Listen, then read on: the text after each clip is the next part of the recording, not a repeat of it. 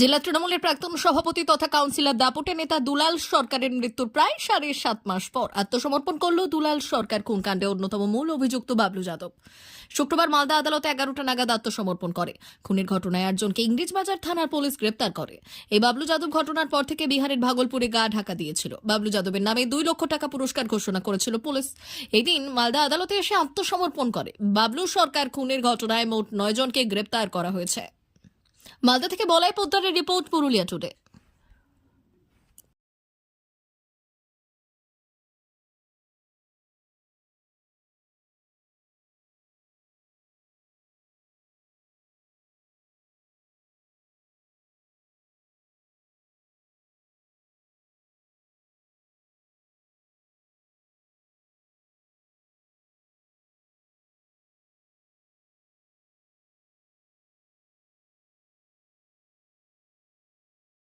বাবলু সরকারের খুনের ঘটনায় বাবলু যাদব প্রায় 6 মাস ধরে অ্যাবসকন্টেন্ট ছিল। পুলিশ ওর নামে রিওয়ার্ডও দিয়েছিল।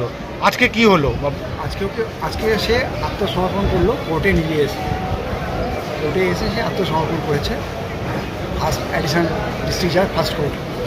ওর বিরুদ্ধে কি কি মামলা আছে? যা এই একই যা মামলা আছে, একই যা সেকশন আছে,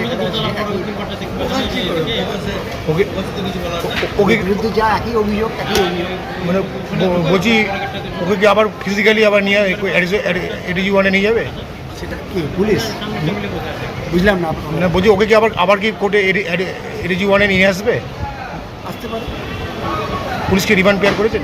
চাইতে পারে, সেটা অধিকার ও আছে। ও কোথায় ছিল এতদিন? সেটা বলতে হবে। আপনার নাম? ত্রিদীপ সিদ্ধান্ত।